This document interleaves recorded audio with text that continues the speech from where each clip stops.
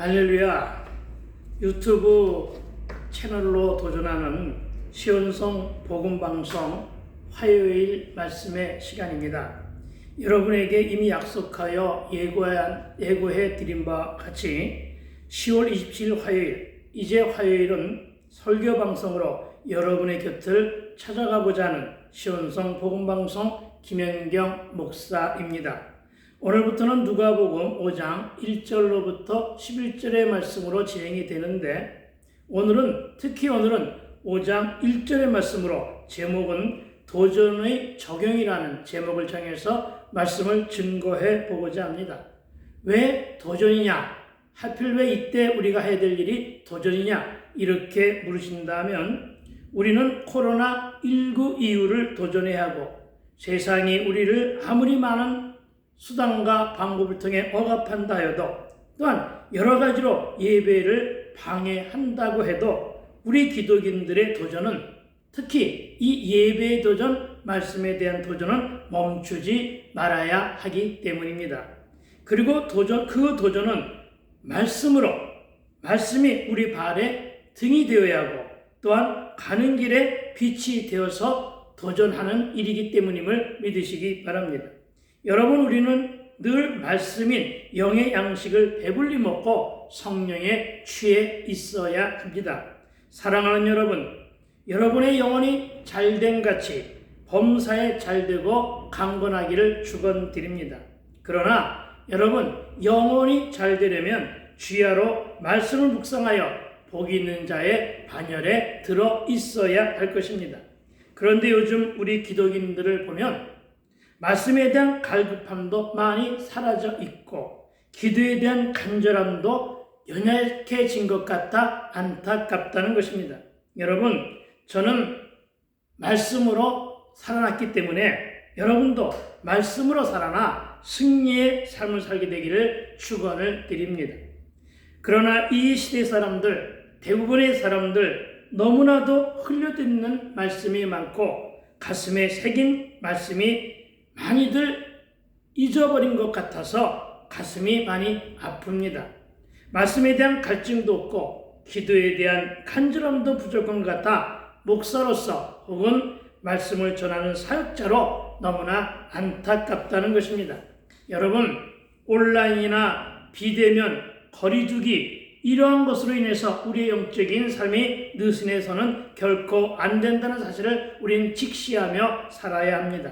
성령은 우리에게 뜨거운 열정을 지니라고 말씀을 통해 선포하는데 반면에 사단은 이제 그만 적당히 하라고 꼬드깁니다. 여러분, 이제는 세상은 우리로 하여금 사회적 거리두기를 할 망정 저와 여러분은 교회와 말씀의 거리 좁히기를 시작할 때임을 믿게 되기를 그리고 도전하게 되기를 주님의 이름으로 축원을 드립니다. 여러분, 말씀도 열심히 들읍시다. 그리고 여러분, 하는 일도 열심히 합시다. 그래야 길을 열어주심으로써 형통하게 됨을 믿으시기 바랍니다. 오늘은 무리의 도전을 보는 것으로 시작합니다. 누가복음 5장 1절 말씀 제가 읽어드립니다. 무리가 몰려와서 하나님의 말씀을 들을새 예수는 게네사렛 호숫가에 서서 아멘.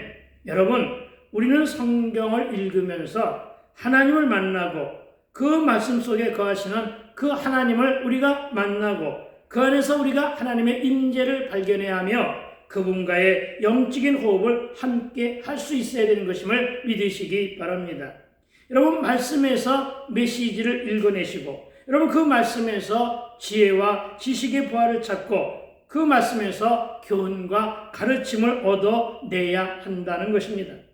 우리는 선포된 로고스를 레마의 음성으로 내게 주신 세미한 주님의 음성으로 듣는 일에 도전하고 또 도전해야 된다는 사실이 마땅한 것임을 믿으시기 바랍니다. 여러분, 말씀을 읽는 것으로 끝내서는 그것이 바로 인쇄된 활자요 하얀 것은 종이고 검은 것은 글씨가 되고 맙니다.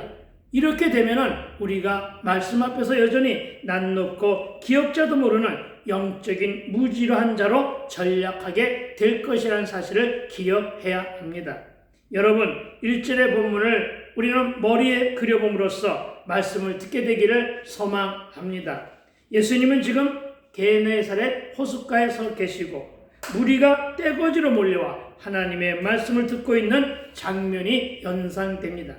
그리고 이들은 한결같이 먼 길을 걸어서 따라온 자들입니다. 그러나 저와 여러분은 말씀을 듣기 위해서 어떠한 순종의 발걸음들을 하고 있습니까? 길이 멀어서 못 오고 시간이 없어서 혹은 하는 일이 너무나 많아서 집에 일이 있고 손님이 와서 등등, 게다가 요즘에는 비대면과 거리두기라고 하면서 여러 가지 변명을 하고 있는 것은 아닌가요? 그러나 여러분, 말씀을 듣는 자리는 양보가 없어야 합니다. 여러분, 듣기 위해서는 나의 작고 큰 희생을 치르더라도 듣게 되기를 축원을 드립니다. 그리고 1절 본문은 무리들이 몰려왔다고 말합니다. 그리고 무리가 몰려왔다는 것은 그 수가 참으로 많았다는 것을 상징하기도 합니다. 하지만 몰려온 무리들 대부분은 듣고 싶은 것도 많이 있는 자들일 것입니다. 고침받고 싶은 것, 해결받고 싶은 것도 많았을 것으로 여겨집니다. 다시 말하면 저들의 심령이 너무나 갈급했고 심히 고팠으며 목말라 있을 것이라는 사실을 예측할 수 있었을 것입니다. 그러니까 들판인 광야에 모여든 것입니다. 그리고 이들이 말씀을 듣기 위해 먼 거리를 멀다 하지 않고, 그것도 요즘처럼 교통이 좋은 시대도 아니니 또 삶도 가난하고 고달픈 자도 많은 시대이니 거의 대부분 타는 곳 없이 걸어들 왔다는 것입니다. 여러분, 이것이 바로 말씀에 대한 열정이 있는 도전이 아니라는 것입니다. 그러나 요즘 사람들은 이것이 많이 부족하다는 것입니다. 그렇다면 이들이 왜 이렇게 몰려왔을까 하는 것입니다. 그리고 그것은 말씀에 대한 갈증과 메시아에 대한 간절함과 현실의 삶을 견디며 이겨보고자 하는 치열함이 저들에게는 있었다는 것입니다. 여러분, 말씀도 치열하게 듣고 복음도 치열하게 전하며 하는 일도 치열하게 살아가게 되기를 축원을 드립니다. 예수님이 계시는 곳에는 이렇게 항상 따르는 무리들이 있었습니다. 그러나 여러분, 본장에서 은혜 받은 사람은 베드로 한 사람뿐이었습니다. 여러분은 따르는 무리입니까? 아니면 베드로입니까? 여러분, 저들은 예수의 말씀을 듣기 위해 무리에 섞여 몰려와 있는데 지금 저와 여러분은 어디에 서 있는지를 점검하며 돌아보자는 것입니다. 우리 무리의 모양과 환경과 생각들은 다 달랐을 것입니다. 삶의 모습도 각양각색이었을 것입니다. 다만 이들의 공통점은 예수 이야기를 듣기 위해 몰려왔다는 점입니다. 그리고 저와 여러분은 어떤 모습의 무리로 이 자리에 앉아 있습니까? 여기에서 무리와 제자와 베드로가 갈리게 될 것임을 기억하시기 바랍니다. 당시의 시대적인 상황을 잠깐 언급해보면 로마가 통치하는 나라의 식민지 백성으로 가난하고 배고프며 굶주림과 함께 상처받은 인생으로 병들고 지쳐있는 몸과 마음으로 세상에서 깨지고 터지고 버림받아 소외당하고 실패와 실수로 수없는 좌절을 느끼고 겪으며 피투성이로 살며 방황하던 중에 예수의 소문을 들었습니다. 그래서 복된 소식입니다. 이 소문을 듣고 무리지어 몰려 들어온 자들이라 짐작이 됩니다. 그리고 이들 모습의 공통점은 갈증과 목마름 가운데 놓여 있었는데 이 점에 대해서 선지자 아모스는 8장 11절에서 이렇게 증거하고 있음을 보게 됩니다. 아모스가 이 시대를 진단하기를 양식이 없어 주림이 아니요 물이 없어 가람이 아니요 여호와의 말씀을 듣지 못한 기갈이라, 이렇게 말씀하셨던 것처럼 여러분, 말씀이 없기 때문에 목이 마른 것입니다. 여러분, 말씀 없기 때문에 능력이 나타나지 아니합니다. 여러분, 말씀이 없어서 길을 몰라 헤맵니다. 여러분, 말씀이 없어 도전도 적용도 귀찮기만 하고 열정도 삶의 의지도 없이 그냥 사랑과 일의 노예로 살고 있게 된다는 사실을 직시해야 할 것입니다. 또한 어떤 이에게는 말씀이 없으니 흑암을 살고 혼돈스러워하며 허공 가운데 지치고 힘 빠져 있는 모습도 보게 됩니다. 참으로 많은 성도들이 힘들고 어려운 개인사와 가정의 일터의 문제를 가지고 있음에도 이를 전혀 자각하지 못하고 그냥 아닌 척 견디며 살고 있는 분들이 많이 있다는 것입니다. 그러나 오늘은 도전의 적용이라고 하는 말씀에서 내 문제를 발견하고 말씀에서 내게 온 사건을 진단하여 기도함으로 성령의 역사를 경험하시고 말씀의 능력을 삶의 현장에서 체험하게 되기를 주의 이름으로 축원을 드립니다. 여러분, 저를 한번 따라해 볼까요? 말씀이 열리면 일과 물질의 길이 열리고 말씀이 닫히면 일과 물질의 길이 꼬인다. 아멘. 그렇습니다, 여러분. 이 말씀은 내가 만든 신조이지만 정말 그럴까 하지 말고 주야로 말씀을 묵상하여 도전하면 여러분의 삶의 현장에서 열리고 뚫리며 해결되는 형통의 맛을 보게 될 것임을 믿으시기 바랍니다. 말씀이 저와 여러분의 심령 안에서 작동하면 이런 일이 분명하게 역사하심을 믿으시라는 것입니다. 오늘 갈릴리 호수에 모여든 이 무리들이 지향하는 것은 바로 말씀에 대한 목마름이었습니다. 여러분, 예수님이 일으키신 기적에 대한 경외와 기대감 때문에 이들이 몰려와 있음을 보게 됩니다. 왜냐하면 말라기 시대 이후 400년을 지내면서 유대인들은 메시아에 대한 대망론과 말씀에 대한 향수가 유난히 높았던 시대였기 때문입니다. 우리가 흔히들 말하기를 말라기는 말씀이 말라서 말라기였다는 것입니다. 이 말라기가 끝나면서 신약이 열려집니다. 저와 여러분에게도 이와 같은 새로 열리는 말씀에 대한 기대감과 간절함의 갈증이 충만하게 되기를 축원드립니다. 여러분, 저와 여러분은 그동안 여러분의 갈증과 저의 갈증 무엇이었습니까? 돈입니까? 그러면 돈벌이에만 집착하면 말씀도 닫히고 일과 물질은 오히려 꼬이기만 하다는 것을 인식하시기 바랍니다. 그래서 예수님도 사람이 빵으로만 살 것이 아니라 하나님의 입에서 나오는 말씀으로 살아야 한다고 말씀하셨음을 믿으시기 바랍니다. 여러분, 말씀에 대한 갈급함이 있으십니까? 여러분, 말씀이 열리면 일과 물질의 길이 열리게 되는 것은 내 말이 아니라 주님의 음성임을 믿으시기 바랍니다. 말씀을 잘 듣고 말씀에서 비전을 발견하고 주신 언약으로 도전하면 저와 여러분의 문제를 해결하시는 그 예수님을 만나게 됨을 믿으시기 바랍니다. 그리고 또 무리가 모여들 수 있었던 것은 예수님이 다니시는 곳에는 각종 기적과 치유의 역사가 일어났다는 사실도 우리는 기억해야 합니다.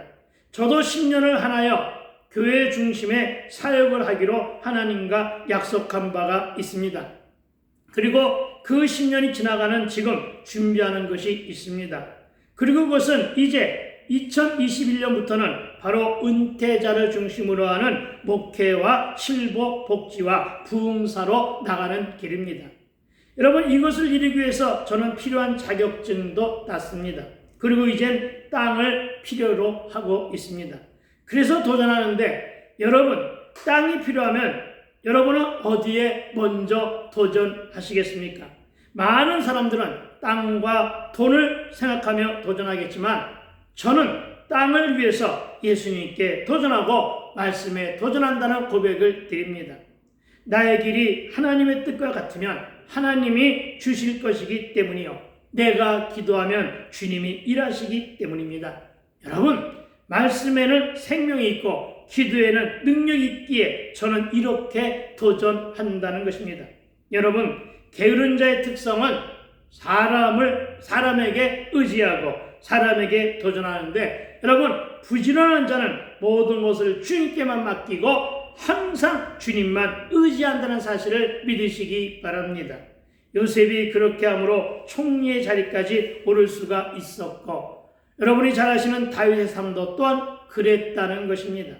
아브라함도 모세도 다 하나님께 도전한 신앙의 선배들이며 내가 좋아하는 갈렙 또한 땅을 소유하기 위해 먼저 하나님께 도전한 것이 주여 이 산지를 내게 주소서였습니다.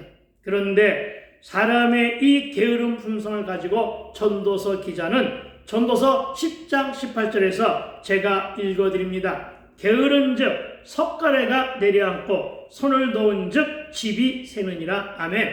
여러분, 게으름 중에서 가장 무서운 것이 영적인 게으름이라고 말합니다. 기도했으면 어떻게 되겠지 하는 게으름, 막연한 기다림으로 아무것도 안 하는 것이 바로 게으름입니다. 예배하고 말씀 듣고 아멘으로 하답했으니 어떻게 되겠지 하는 무사안일함과 태평한 그 마음과 그 태도가 바로 게으름이라는 사실을 기억하시기 바랍니다. 여러분, 그러나 그것은 아니라는 것입니다. 아멘만 하고 실천 순종하지 않으면 바른 믿음이 아니라는 사실을 믿으시기 바랍니다. 기도했으면 기도한 대로 살면서 열심히 수고에 땀을 흘려야 하며 말씀을 들었으면 말씀에 도전하여 적용하여 말씀의 도전으로 적용해야 하나님이 이루심을 믿고 도전하자는 것입니다. 여러분, 그래서 잠언 기자도 그냥 가만히 있고 잠만 자면 석가래는 내려앉고 지붕은 무너진다고 말한 것임을 믿으시기 바랍니다. 여러분, 사람에게 도전하고 사람에게 의지하지 말아야 됩니다. 여러분, 사람은 신의도 없고 그 마음이 언제 변할지도 모릅니다. 그러니까 그 사람에게 하나님이 계시하시고 역사할 수 있도록 우리의 도전도 하나님께 해야 마땅하다는 사실을 믿으시기 바랍니다. 여러분, 무엇이 기복입니까? 기도하고 아무것도 안 하면 그것이 기복입니다. 나는 저와 여러분이 이 말씀에서 깊은 깨달음과 지혜를 얻게 되기를 축원을 드립니다. 그리고 그 일이 바로 말씀에 대한 순종으로 그물을 내린 베드로의 도전이었다는 것입니다. 저는 여러분이 우리들의 인생의 해결점을 돈과 성공에서 찾지 말고 성경에서 예수님과 함께 그 답을 찾으시게 되기를 주님의 이름으로 소망해 봅니다. 왜냐하면 길을 모르면 길의 주인에게 물어야 하기 때문입니다. 여러분, 길의 주인이 누구이십니까? 여러분, 예수님이심을 바르게 직시하고 언제나 항상 예수님이 우리 인생의 삶의 지표가 되어야 함을 믿으시기 바랍니다. 그러나 여러분, 말씀을 들은 것으로 끝나서는 머리만 커집니다. 여러분, 머리와 들은 것은 많아 귀는 커져 있는데 열정을 품은 가슴이 없으니까 순종을 안 하게 됩니다.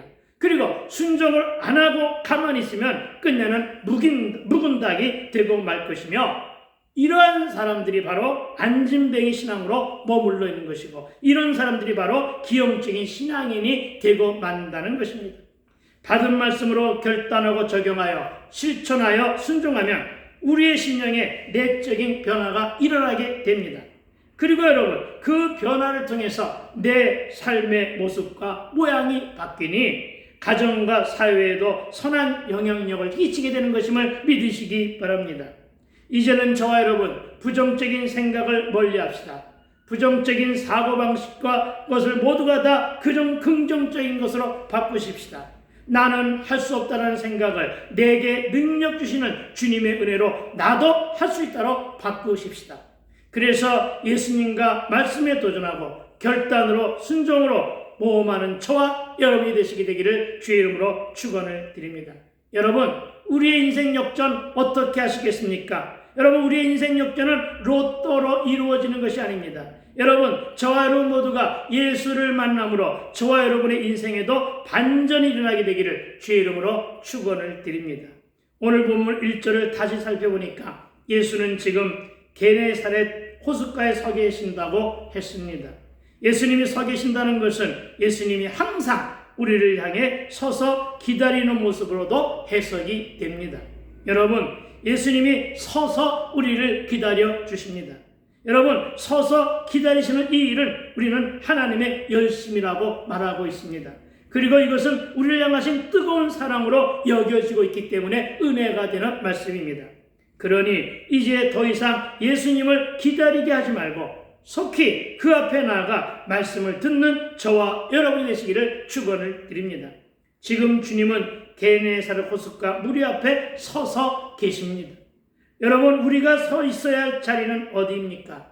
여러분, 이 게네사렛 호숫가가 저와 여러분이 섬기는 교회여야 하고 이곳에서 예수님께서 서서 기다리고 계심으로 적용하게 되기를 당부를 드립니다. 우리가 도전해야 할 곳은 또 어디입니까? 저와 여러분 누구와 함께 서 있습니까? 무엇을 하며 서 있습니까? 여러분, 코로나19 바이러스가 한창 창궐할 때 많은 사람들이 마스크 하나 구입하기 위해서 길게 줄을 서 있는 모습들을 TV 화면을 통해서 보았습니다. 그렇다고 이 모습이 결코 나쁘다고 말하는 것은 아닙니다. 그런데 여러분, 요즘 우리네 성도들이 주님을 기다리는 우리네 심령 상태가 이런 정도의 열심과 이런 간절함도 함께 겸비되어 있었으면 하는 바람으로 묵상해 봅니다. 우리는 너무나도 식었고 우리는 너무나도 무디어져 있는 것은 아닌가? 여러분, 우리의 심령을 갈무리하고 영적인 물리치료를 하게 되기를 주의 이름으로 축원을 드립니다. 여러분, 우리가 미지근해지면 우리는 주님에 대해서 터해냄을 받게 된다는 사실을 믿어야 합니다. 그러니 여러분, 기왕에 줄을 서야 한다면 예수님 줄에 서 있게 되기를 부탁을 드립니다. 예수님께 줄을 서고 무리들처럼 예수님께 도전하면 문제가 해결될 것이며 가정의 풍파도 참지어질 것이며 자녀의 문제도 순적함으로 잘 해결될 것이고 직장과 일터도 형통하여 가정 경제도 살아난다는 사실을 믿게 되기를 주의 이름으로 축원을 드립니다. 오늘 본문은 무리들은 예수와 함께 있으면서 예수님의 말씀을 들었다고 기록하고 있음을 보게 됩니다. 그리고 저와 여러분의 적용은 저와 여러분은 지금 어디에서 누구의 어떤 말을 듣고 있는가여야 합니다. 그러나 나와 여러분이 꼭 들어야 할 말씀이 있다는 것입니다. 그것은 바로 예수님의 말씀입니다. 성경에는 여러분과 내가 들어야 할 말씀들로 기록되어 있습니다. 이런 사실을 바울은 골로새서 2장 3절에서 그리스도의 말씀에 지혜와 지식의 보화가 숨겨져 있다고 했으니 저와 여러분 보화를 찾기 위해서 어디로 가야 되겠습니까? 여러분, 보화를 찾기 위해서 이제는 말씀으로 돌아갈 때라는 것이죠. 여러분, 이제는 말씀도 좀 읽고 주야로 말씀을 묵상하게 되기를 축원을 드립니다. 여러분, 말씀 속에서 길을 찾기 바랍니다. 그런데 지금 우리가 듣고 싶어하는 소리는 무엇입니까? 내가 가장 반갑게 반응하는 소리는 무엇입니까? 보암직하고 먹음직하며 지혜롭게 할 만한 세상의 소리에 귀 기울이지 마시고 예수님의 말씀에 민감하게 반응하시게 되기를 주님의 이름으로 부탁을 드립니다. 그래서 오늘은 내가 전하는 신조어이자 명문 글귀를 다시 한번 소개하면서 오늘 말씀을 정리합니다. 말씀이 열리면 일과 물질의 길이 열리고 말씀이 닫히면 일과 물질의 길이 꼬인다. 아멘. 그렇습니다. 말씀에 도전하고 예수님께 도전함으로 베드로처럼 대박을 터뜨리게 되기를 축원합니다. 여러분, 오늘은 여기까지입니다. 여러분, 2절 본문의 도전은 다음 주 화요일에 지속됩니다. 할렐루야. 여러분, 감사합니다. 여러분의 그 아름다운 손으로 좋아요와 구독을 눌러주는 손길마다 성령의 역사가 불같이 일어날 것이며 그득한 축복으로 임하게 될 것을 축원을 드립니다. 여러분, 샬롬.